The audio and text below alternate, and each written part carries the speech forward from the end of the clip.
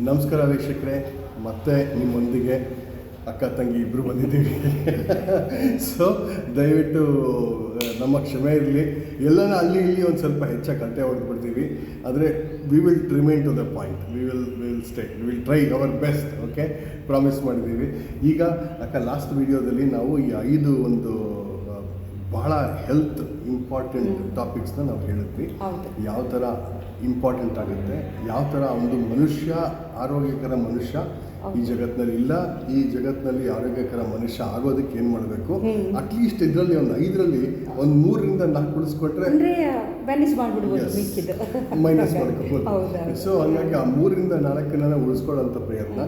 ಈಗ ನೀವು ದಯವಿಟ್ಟು ಇದನ್ನು ಹೇಳ್ಕೊಡಿ. ಈಗ ಈ ಕ್ಲಾಸಿಫಿಕೇಶನ್ಸ್ ನಾವೇನು ಮಾಡ್ತೀವಿ, ಈಗ DNA ಫರ್ದರ್ ಅಥವಾ ಈ ಫಿಸಿಕಲ್ ಹೆಲ್ತ್ ಅಂತ ಏನು ಹೇಳ್ತೀವಿ, ಇದನ್ನು ನಾವು ಹೆಂಗೆ ಫರ್ದರ್ ನಾವು ಇದನ್ನ ಅಟ್ಲೀಸ್ಟ್ ನಾವು ಒಂದು ಫಿಸಿಕಲ್ ಹೆಲ್ತ್ ಬಗ್ಗೆ ನಾವು ಜಾಸ್ತಿ ಮಾತಾಡ್ಬೋದೇ ಹೊರತು ಐ ಥಿಂಕ್ ಬೇರೆ ಈ ಮೆಂಟಲ್ ಹೆಲ್ತ್ನ ನಾವು ನಮ್ಮ ದೃಷ್ಟಿಕೋನದಲ್ಲಿ ಮಾತಾಡ್ಬೋದು. ಕರೆಕ್ಟ್.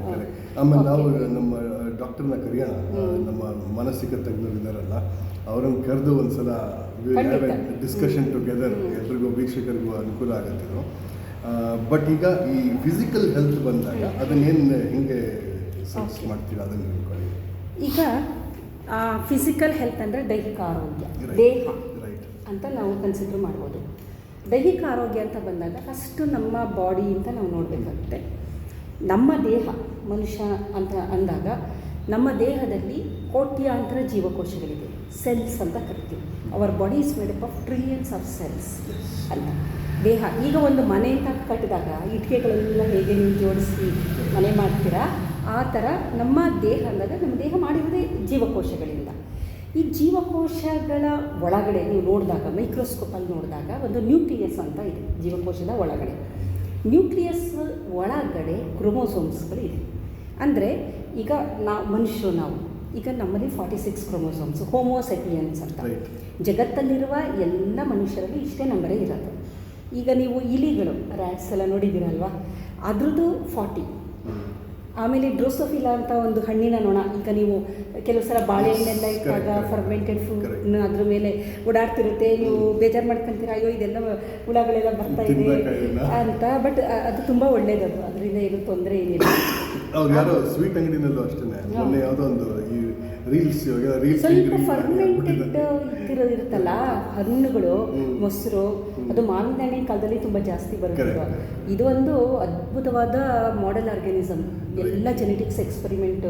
ಇನ್ನೊಂದಿನ ಅದನ್ನು ಮಾತಾಡೋಣ, ತೋರಿಸ್ತೀನಿ ನಾನು. ಇದು ನೊಣ ಹೆಂಗಿರುತ್ತೆ ಅದನ್ನ ಮೈಕ್ರೋಸ್ಕೋಪಲ್ಲಿ ಸ್ಟೀರಿಯೋಸಮಲ್ಲಿ ತೋರಿಸೋಣ, ನಿಮ್ಮೊಂದಿನ ಎಲ್ಲರಿಗೂ ತೋರಿಸೋಣ. ಅದು ಫ್ಯಾಸಿನೇಟಿಂಗ್. ಹೌದಾ? ಅದು ಇನ್ನೊಂದು ಎಪಿಸೋಡಲ್ಲಿ ಭಾಳ ಅದ್ಭುತವಾಗಿ ಅದನ್ನು ಮಾಡೋಣ. ಎಲ್ಲರೂ ನೋಡಲಿ ಅಲ್ವಾ. ನಮ್ಮ ಅಟ್ಲೀಸ್ಟ್ ತುಂಬ ಜನಕ್ಕೆ ನಮ್ಮ ಯೂನಿವರ್ಸಿಟಿಗೆ ಅಥವಾ ಡಿಪಾರ್ಟ್ಮೆಂಟಿಗೆ ಆಗದೆ ಇರ್ಬೋದು, ಅಂಥವ್ರಿಗೂ ಸಹ ನಾವು ಇಲ್ಲಿಂದಲೇ ಎಲ್ಲದನ್ನು ಅವ್ರಿಗೆ ಒಂದು ಎಷ್ಟೋ ಜನ ನನಗೆ ಬಾಳೆಹಣ್ಣು ಬೇಡ ಅಂತೇಳಿ ಹೌದು ಹಾಕ್ಬಿಡ್ತಾರೆ. ಬಟ್ ಅದೇ ಹೆಲ್ತಿಯಸ್ಟ್ ಅಂತ ಇವ್ರಿಗೆ ಗೊತ್ತಿರೋದು. ಹೌದು. ಈಗ ಅದರಲ್ಲಿ 8 ಇರುತ್ತೆ ಕ್ರೋಮೋಸೋಮ್ ನಂಬರ್.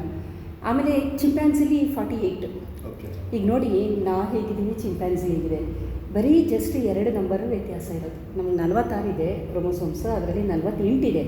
2 ವ್ಯತ್ಯಾಸ ಆದರೆ ಆವಾಗ ವಿಕಾಸದ ಹಂತದಲ್ಲಿ ಚಿಂಪ್ಯಾನ್ಸಿಯಿಂದ 2 ಕಮ್ಮಿಯಾಗಿ ಮನುಷ್ಯ ಆದ. ಹಾಗಾಗಿ ನಮ್ಮಲ್ಲಿ 46 ಇರಬೇಕು. 46ಕ್ಕಿಂತ ಜಾಸ್ತಿ ಅಥವಾ ಕಮ್ಮಿ ಆದರೆ ಆವಾಗ ಕಾಯಿಲೆ ಬರುತ್ತೆ. ಬೇಕಾದಷ್ಟು ಎಲ್ಲ ಮೆಂಟಲ್ ರಿಟಾರ್ಡೇಷನ್ನು, ಬ್ಲೈಂಡ್ನೆಸ್ಸು, ಕಿವಿ ಕೇಳದೇ ಇರೋಂಥದ್ದು, ಮತ್ತು ಕೈ ಕಾಲು ಸರಿಯಾಗಿ ಬೆಳವಣಿಗೆ ಆಗಿರಲ್ಲ, ತಲೆ ದಪ್ಪ ಅಥವಾ ಸಣ್ಣ, ಕೈ ಕಾಲು ಅಂದರೆ ಬೆಳವಣಿಗೆ ಇಲ್ಲದೆ ಇರೋಂಥದ್ದು, ಅಬ್ನಾರ್ಮಲಿಟೀಸ್ ಅಂತ ನಾವು ಹೇಳ್ತೀವಿ.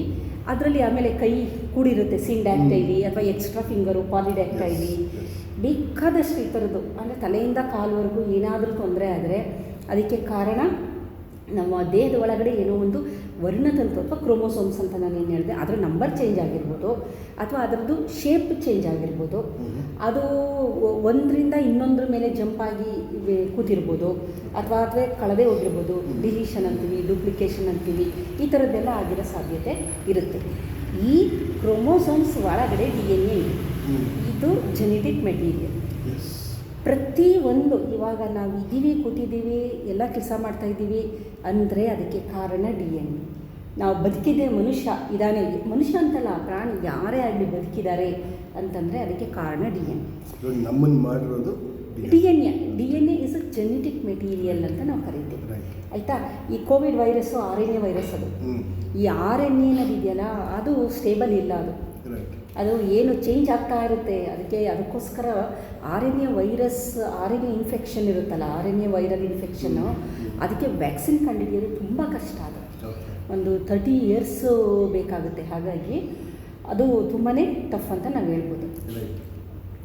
ಇದು ಮಾಡೋಣ, ಇದು ಕಂಟಿನ್ಯೂ ಮಾಡ್ತೀವಿ.